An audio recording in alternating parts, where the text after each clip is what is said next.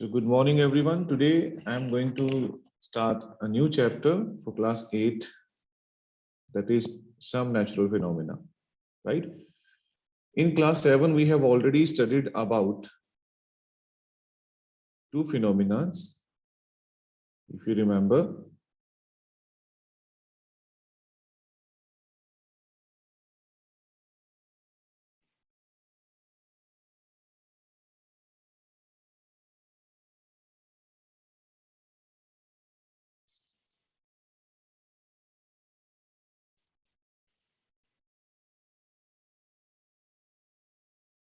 One is that is windstorms and cyclones. Three phenomena we have already done, right? In class 7. Now we are going to discuss in class 8 the next two natural phenomena which are very, very important. One is lightning and another is earthquake, right? Lightning and earthquake. So what are these? So natural destructive phenomena, cyclones, we have already done in class 7. Now we are going to discuss about lightning and earthquake. While going for earthquake and lightning, we must be aware about this. What is light?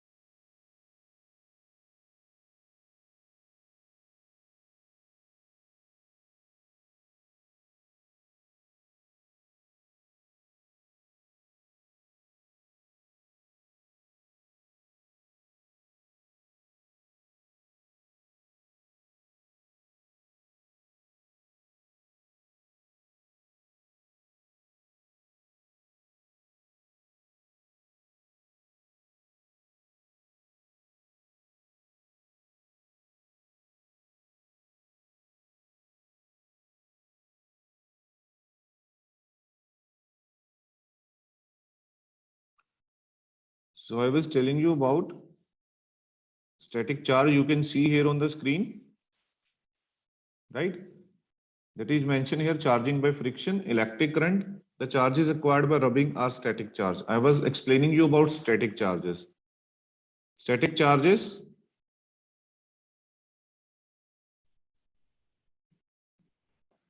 like, why they are called static charges? Static charges because if I will rub this portion of pen, this plastic pen body is there, I am rubbing this portion only. Then this much portion will get the charge. The bits of paper will be attracted by this portion only. Okay, not the whole pen. Why? Because of static charges. These charges are static in nature. Static means at rest. They will not move, right? When the charges will move from one place to another, then they constitute the electric current. Electric current में क्या होता है? Motion of charges. But static current is static charges. Charges are at rest. So please keep in mind what is the meaning of static charges. Very, very important for all. Right? I hope it is clear to all. Okay, let's move further. You can see here there are two types of charges. They are positive and negative charges. So like charges will repel each other and unlike charges will attract each other. As you can see on the screen, positive, they are attracting each other, right? They are moving, they are positive, they are repelling each other, moving away from each other. Whereas positive and negative, they are coming close to each other. That means they are attracting each other. So unlike charges, like charges, right? Okay, let's go to the next one. So very simple activity that we can do also. Like charges repel each other. How we can show like charges repel each other? Simply we can take two balloons and hang them in such a way that they do not touch each other. Now rub both the balloon with piece of woolen cloth. We are using the same cloth to rub each balloon. When you will release the balloon, you will find it that they are not attracting. They are moving away from each other. Away. You can see in the pic, they are going away from each other like this. Why? Because same charge. Right? Same charges. That is why. Similarly, plastic refill with polythene and place it in a glass tumbler. Rub another plastic refill with polythene and bring it near. They will also repel each other. Why? Because they are having same kind of charges. Same. Okay. Now the next is unlike charges. Very simple. In unlike charges, what we are going to do, we are going to use different substances to rub, like plastic refill by rubbing with polythene. Keep it in glass tumbler. Now charge an inflated balloon by rubbing with a piece of woolen cloth. Now when we will bring near each other, they will attract. So what does it mean? It means that both are having different kind of charges, right? So unlike charges attract each other. So here you can see charges acquired by different objects. Glass rod rubbed with silk gets positively charged. Plastic rod rubbed with fur gets negatively charged. Dear children, I would like to explain why does this happen? Why I am saying this? That a glass rod rubbed with silk positive charge and plastic rod rubbed with fur gets negative charge. What is the meaning of this? Right? The charge acquired by a body is classified as negative and positive, that we know, depending upon its interaction with the charged ebonite robe rubbed with fur or the charged glass rod rubbed with fur. Right? So what happens if a straw rubbed with woolen cloth? If a straw rubbed with woolen cloth repels a glass rod rubbed with silk, you can see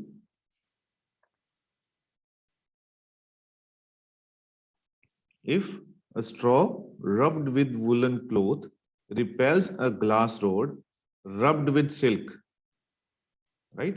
Then it must be concluded that straw has acquired a positive charge. Similarly, if a steel spoon rubbed with polythene attracts a glass rod rubbed with silk, then it must be concluded that spoon has acquired a negative charge, right? When something attracts glass rod rubbed with silk, then it will have negative charge, right? Because it is glass rod. You can see here I have mentioned the positive charge, positively charged. So when something will be attracted by glass rod rubbed with silk, it will have negative charge. When that object will be repelled by this glass rod, then it will have positive charge, because same reason, like charges repel each other and unlike charges attract each other. You can see here different pictures are there to show this, right?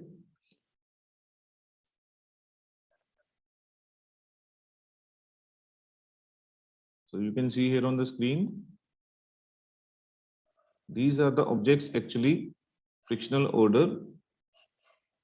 When any of these materials are rubbed together, the one in the higher gets positive charge and the one in the lower gets negative charge. Like you can understand this by taking example glass rod. Here is the glass, here is the glass, right? Rubbed with silk. Where is silk?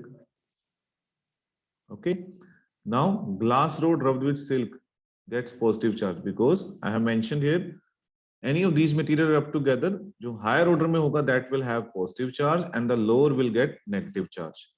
Similarly, when this fur is rubbed with amber rod, now which is in the positive higher order, that is fur, that will get positive charge, whereas amber will get negative charge.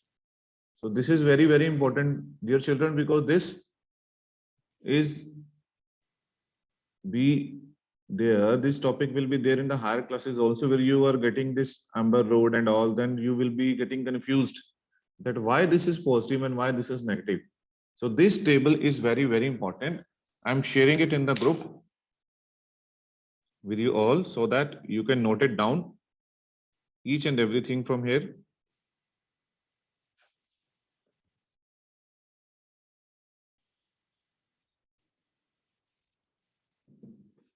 Okay, let's move to the next.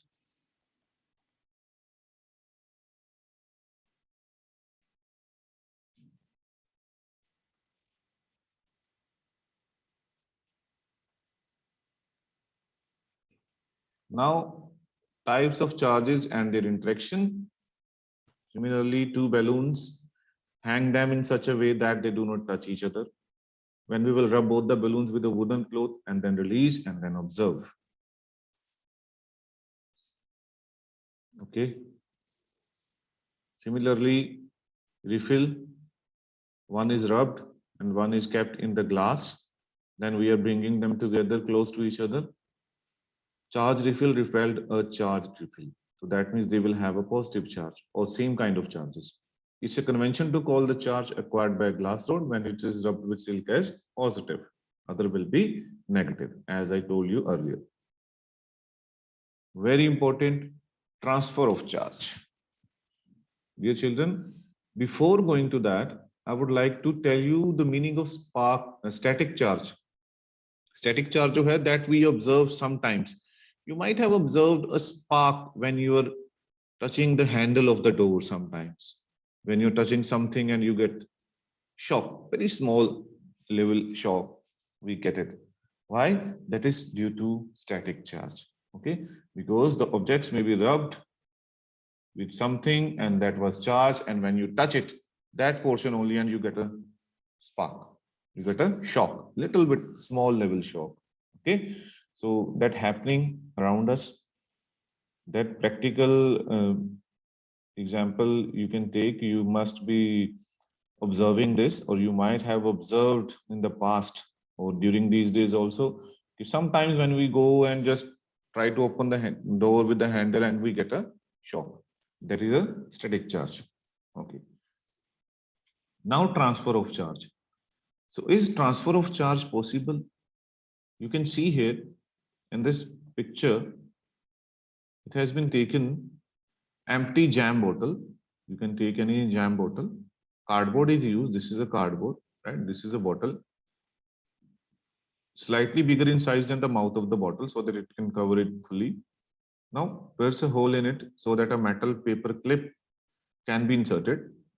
Inserted the paper metal clip, open the mouth of the paper clip. You can see, cut two strips of aluminum foil. These are the two aluminum foil. You can see here this and this. These are the two aluminum foils. Hang them on the paper clip. So what we will observe after hanging them, when you will bring a charged object near this metal rod, right? A charged object, refill charge by rubbing and touch it with the end of paper clip. What we will observe? We will observe that these metal clips will move away from each other. So what does it show? It shows that the given object is charged. Dear children, very, very important. We can detect whether the body is charged or not, right? By using this instrument, and that instrument is known as electroscope, right? Electroscope is a device which is used to detect the charge on a body, whether a given body is charged or not, right? We cannot detect the amount of charge present on the body, but we can detect whether the given body is charged or not, right? So this way we can understand, and the moment you will touch the metal plate with the hand, that will discharge the aluminum foil which are at that place, they will come back to their initial position. Why? Because they are discharged now. And that process of transferring the charge from charged object to earth is called earthing. Earthing is very common because at our home we have three wires, right? One wire is earth wire because the excess of charge at home we are getting the alternating current, which is not having a fixed value. So value of the current changes timely. So that change in current, there is loss of current, and then excess of current will be passed to the earth with the help of this earthing process, right? Otherwise it will damage the electrical appliances which are present at home, right? So I hope this is still here, it is very clear to all. Rest of the topic I will discuss in my next lecture. Thank you so much.